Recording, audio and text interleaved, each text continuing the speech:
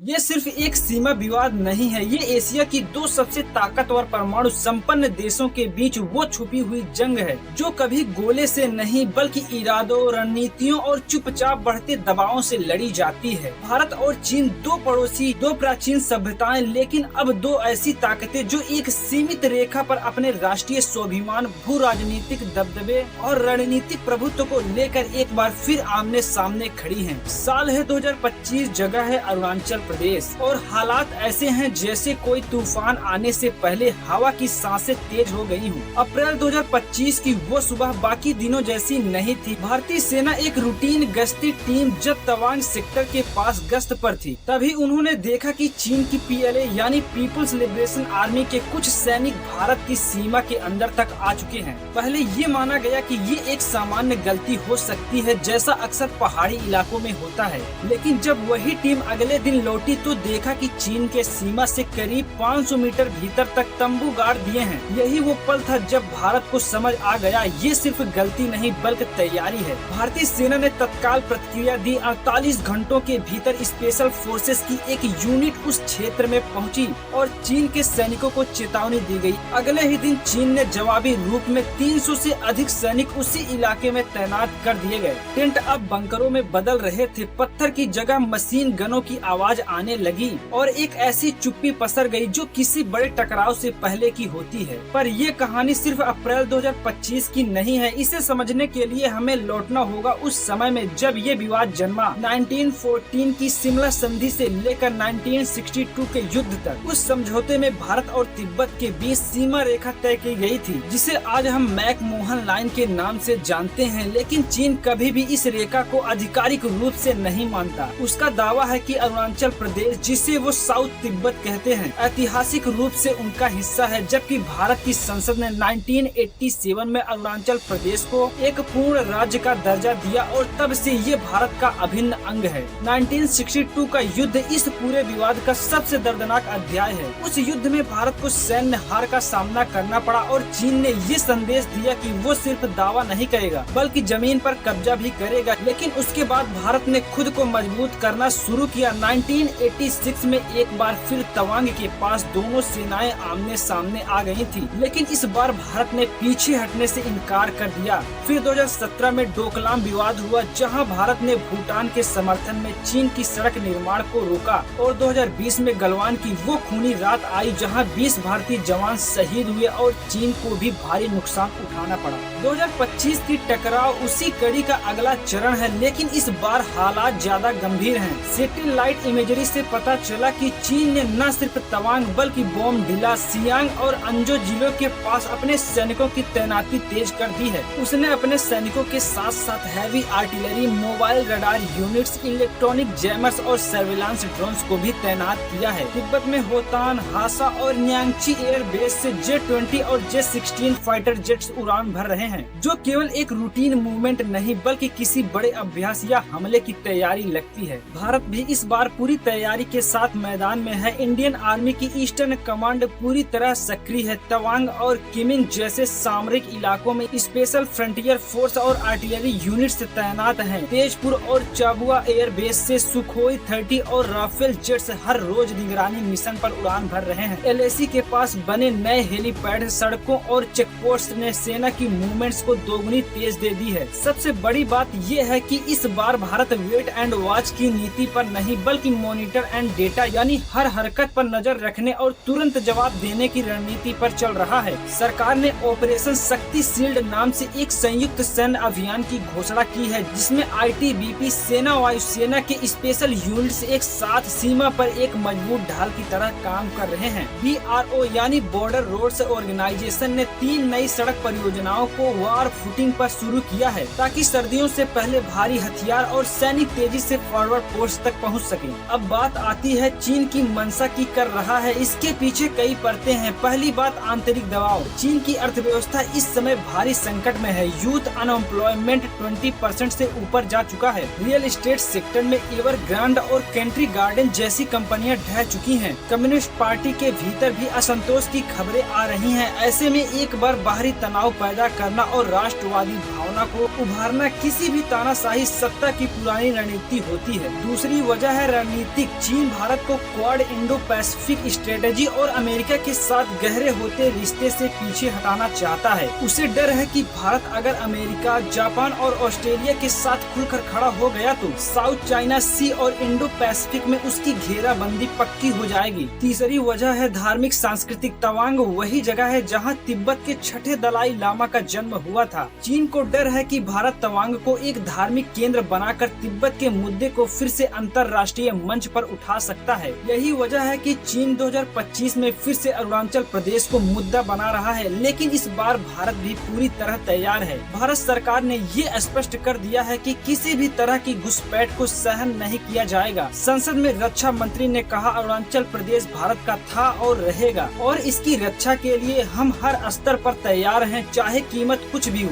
भारत चीन के सीमा टकराव का असर अब सिर्फ LAC तक सीमित नहीं है। जैसे ही इस तनाव की खबरें अंतर्राष्ट्रीय मीडिया में पहुंची, दुनिया भर की निगाहें एक बार फिर हिमालय की पर्वतमालाओं पर टिक गई। वाशिंगटन पोस्ट से लेकर बीजिंग के ग्लोबल टाइम्स तक हर जगह इस बात की चर्चा है कि क्या एशिया में दो परमाणु ताकतों के बीच अगला युद्ध अब बस कुछ कदम दूर है। भारत ने इस बार सिर्फ सैन्य मोर्चों पर नहीं, कूटनीति मोर्चों पर भी तीखी रणनीति अपनाई है। प्रधानमंत्री मोदी ने इस संकट पर सबसे पहले जापान, अमेरिका और ऑस्ट्रेलिया से बात की, यानी क्वाड देशों के साथ 2025 की क्वाड समिट जो सिंगापुर में हुई, उसमें भारत ने चीन की घुसपैठ के पुख्ता सबूत, सैटेलाइट इमेजेस और ग्राउंड लेवल सर्विलांस रिपोर्ट्स साझा की। अमेरिका ने न सिर्फ भारत के दावे का समर्थन किया, बल्कि अपने नौसेना पोत USS जॉर्ज वाशिंगटन को अंडमान सागर के करीब तैनात कर दिया, एक स्पष्ट संदेश के रूप में। जापान ने आधिकारिक बयान में कहा कि भारत की क्षेत्रीय अखंडता का सम्मान किया जाना चाहिए और चीन की तरफ से किसी भी एक तरफा बदलाव की कोशिश अस्वीकार है। ऑस्ट्रेलिया और फ्रांस ने भी भारत के रुख का समर्थन किया। वहीं रूस, जो पारंपरिक रूप से चीन के करीब माना जाता है, इस बार तटस्थ दिख रहा है, लेकिन उसने भी कहा कि सीमा विवादों को आपसी बातचीत से सुलझाया जाना चाहिए। संयुक्त राष्ट्र में भारत ने पहली बार अरुणाचल विवाद को विस्तार से उठाया। विदेश मंत्री ने संयुक्त राष्ट्र महासभा में एक डॉक्यूमेंट प्रस्तुत किया, जिसमें 1962 से लेकर 2025 तक चीन की सभी इंटरसेशन अटेम्प्ट्स का लेखा जोखा था। भारत ने ये भी स्पष्ट कर दिया कि किसी भी स्थिति में LAC को एक तरफा बदलने की कोशिश को बर्दाश्त नहीं किया जाएगा। UN में अमेरिका, ब्रिटेन, फ्रांस और जर्मनी ने भारत के इस रुख का समर्थन किया, जिससे चीन पर अंतर्राष्ट्रीय दबाव बढ़ गया। इस बीच साइबर मोर्चे पर भी जंग छिड़ चुकी है। भारत की साइबर एजेंसियों ने अप्रैल 2025 से अब तक चीन की ओर से 210 से ज्यादा साइबर अटैक के प्रयासों को नाकाम किया है। इन अटैक्स का उद्देश्य था भारतीय सैन्य संचार को बाधित करना, क्रिटिकल इंफ्रास्ट्रक्चर जैसे बिजली, पानी, रेलवे में गड़बड़ी फैलाना और सोशल मीडिया पर भ्रामक प्रचार करना। लेकिन इस बार भारत ने भी जवाबी तैयारी की थी। NTRO national technical research organisation और रॉ के साइबर विंग ने ऑपरेशन फायरवॉल नामक मिशन लॉन्च किया है, जिसके तहत देश के सभी प्रमुख डिजिटल कम्युनिकेशन लाइनों को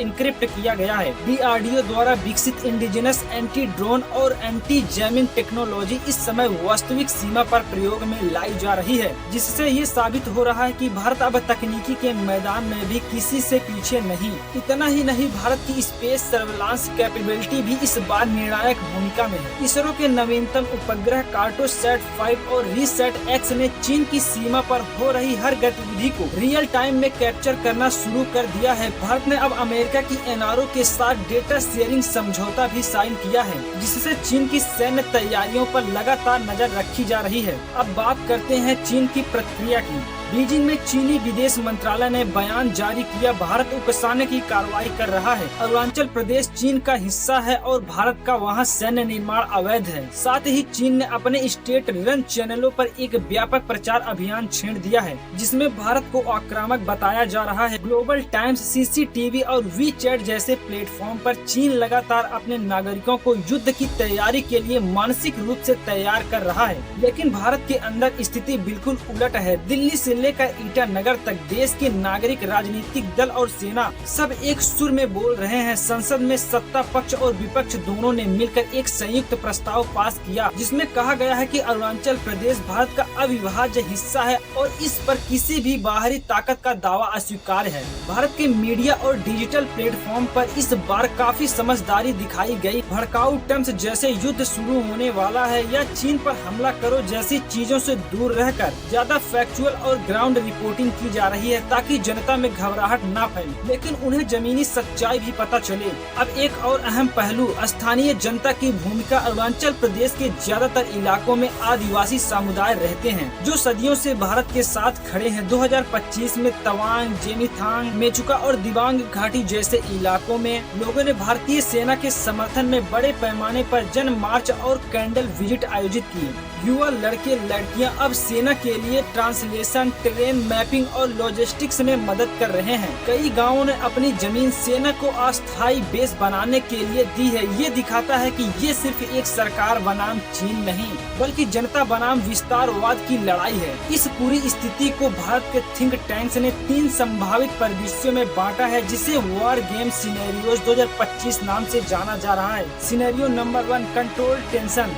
इस स्थिति में दोनों देश सीमाओं पर तैनात रहेंगे। ओकेशनल फ्लैग मीटिंग होंगी, लेकिन फुल वार नहीं होगी। डिप्लोमेटिक बैक चैनल्स खुली रहेंगी, पर खतरा बरकरार रहेगा। Scenario number 2, limit border conflict. Galwan की तरह एक सीमित लेकिन घातक संघर्ष हो सकता है, जिसमें कुछ सिलेक्टेड स्ट्रेटेजिक पॉइंट्स जैसे यांगसे, वालोंग या काहो पर झड़प हो सकती है। ये युद्ध कुछ दिनों तक चलेगा, लेकिन फुल स्केल एस्केलेशन से पहले थम जाएगा। Scenario number 3, multi theatre escalation. ये सबसे खतरनाक स्थिति होगी। इसमें चीन पूर्व में अरुणाचल पर हमला करेगा और पाकिस्तान पश्चिम में एलओसी पर सक्रिय हो जाएगा। भारत को 2 मोर्चे पर युद्ध लड़ना पड़ेगा, लेकिन इस बार भारत की तैयारी दोनों मोर्चों पर लड़ने की है। इन परिदृश्यों के लिए भारत की तीनों सेनाओं, थल सेना, वायु सेना और नौसेना ने ज्वाइंट कॉम्बैट सिमुलेशन एक्सरसाइज शुरू कर दिए हैं। वेस्टर्न थिएटर में राफेल, पूर्वी में सुखोई और समंदर में आईएनएस विक्रांत सब युद्ध की किसी भी संभावना से निपटने के लिए तैनात किए जा चुके हैं। और सबसे बड़ा सवाल, क्या ये सब युद्ध में बदल सकता है? अगर युद्ध हुआ तो क्या होगा? विशेषज्ञों का मानना है कि भारत और चीन के बीच फुल स्केल वॉर की संभावना कम है, लेकिन अगर ऐसा होता है तो ये सिर्फ 2 देशों की लड़ाई नहीं होगी। ये पूरी तरह वैश्विक व्यवस्था की नींव हिला सकता है। दोनों देशों के पास परमाणु हथियार हैं, लेकिन युद्ध पारंपरिक रहेगा। Hybrid war, cyber attack, drone strike और इलेक्ट्रॉनिक ब्लाइंडिंग से शुरू होकर जमीन पर लड़ाई तक पहुंचेगा। अगर युद्ध शुरू होता है तो सबसे पहले एयर स्ट्राइक्स होंगे। चीन अपने J-20 स्टील्थ जेट से भारत के फ्रंट लाइन बेस को निशाना बना सकता है, जबकि भारत अपने सुखोई 30 MKI और राफेल से जवाब देगा। अरुणाचल प्रदेश की पहाड़ियों में रियल टाइम कॉम्बैट ड्रोन जैसे हेरॉन TP और भारत का इंडिजिनस आर्चर ड्रोन इस्तेमाल होंगे। चीन की PLA सेना ट्रेन में उतनी अनुभवी नहीं जितनी भारतीय सेना, इसीलिए पहाड़ी युद्ध में भारत का पलड़ा भारी रहेगा, लेकिन नुकसान भी बड़ा होगा। अनुमान के अनुसार अगर 10 दिन तक सीमित युद्ध होता है तो दोनों देशों को कुल मिलाकर 25,000 से अधिक जवानों की क्षति हो सकती है। आर्थिक नुकसान अरबों डॉलर का होगा। भारत की सीमावर्ती आबादी को सुरक्षित स्थानों पर पहुंचाना पड़ेगा। ब्रह्मपुत्र नदी पर चीन द्वारा डैम विसर्जन से बाढ़ की स्थिति बन सकती है। दूसरा पहलू, भारत की आंतरिक राजनीति। 2025 भारत में चुनावी वर्ष नहीं है, लेकिन युद्ध जैसे हालात का सीधा असर राजनीतिक विमर्श पर पड़ता है। विपक्ष चाहे कि सरकार जवाबदेह बने, लेकिन राष्ट्रीय सुरक्षा के नाम पर देश एकजुट होता है। सत्तारूढ़ दल के लिए एक निर्णायक क्षण होगा। या तो ये उसे अकल्पनीय जन समर्थन दिला सकता है, या विफल रणनीति के कारण जन विरोध का कारण भी बन सकता है। सोशल मीडिया पर सूचना युद्ध पहले से शुरू हो चुका है। चीन समर्थित अकाउंट्स फर्जी खबरें फैला रहे हैं, जबकि भारत में व्हाट्सएप और टेलीग्राम ग्रुप्स पर हर दिन नए वॉर लीक्स वायरल हो रहे हैं। भारत सरकार ने IT सेल और PIB फैक्ट चेक के जरिए मिस इन्फॉर्मेशन पर लगाम कसनी शुरू कर दी है। तीसरा पहलू, समाज और मनोविज्ञान। देश भर में देशभक्ति का ज्वार है, लेकिन चिंता और अनिश्चितता भी है। युवाओं में सेना शामिल होने की लहर है, वहीं व्यापारियों और सीमावर्ती समुदायों में बेचैनी है। स्टॉक मार्केट में उतार चढ़ाव बढ़ गया है, रुपए पर दबाव है और निवेशकों में अनिश्चितता है। लेकिन सबसे बड़ी बात, पूरा देश पहली बार एक ऐसे मोर्चे पर एकजुट दिख रहा है जहां राजनीति पीछे है और भारत की अस्मिता आगे। एक और पहलू है आर्थिक रणनीति। भारत अब पूरी तरह से वॉर इकोनॉमी मोड की तैयारी कर रहा है। रक्षा मंत्रालय ने अम्यूनिशन प्रोडक्शन को दोगुना करने का आदेश दिया है। HAL, DRDO, वेल जैसी संस्थाओं को 24 घंटे मोड पर काम करने को कहा गया है। अडानी और टाटा डिफेंस जैसी प्राइवेट कंपनियों को भी डायरेक्ट कॉन्ट्रैक्ट दिए गए हैं, ताकि साजो सामान की आपूर्ति बिना देरी हो। अंतर्राष्ट्रीय स्तर पर अमेरिका ने भारत को उन्नत रडार सिस्टम से AI इंटीग्रेटेड ड्रोन्स और एंटी ड्रोन्स लेजर सिस्टम्स देने की पेशकश की है। इजरायल भी सक्रिय हो गया है और आयरन बीम सिस्टम की आपूर्ति पर चर्चा चल रही है। फ्रांस ने भारत को युद्ध के समय के लिए स्ट्रेटेजिक पेट्रोलियम रिजर्व की सहायता का आश्वासन दिया, पर क्या युद्ध रोका जा सकता है? उत्तर है हाँ, लेकिन चीन को पीछे हटना होगा। भारत अब 1962 जैसा भारत नहीं है जो सिर्फ संयुक्त राष्ट्र की शरण लेता था। ये 2025 का भारत है जो कूटनीति, सैन्य ताकत और आर्थिक दबाव और वैश्विक समर्थन सभी हथियारों से लैस है। भारत ने साफ कर दिया है कि वो बातचीत के लिए तैयार है, लेकिन शर्त ये है कि चीन अपनी सेना को उस जगह से पीछे हटाए जहां से उसने घुसपैठ की है। कोई भी समझौता अब बराबरी के आधार पर होगा, न कि किसी पीस टू अवॉइड वॉर के नाम पर झुकने की नीति से।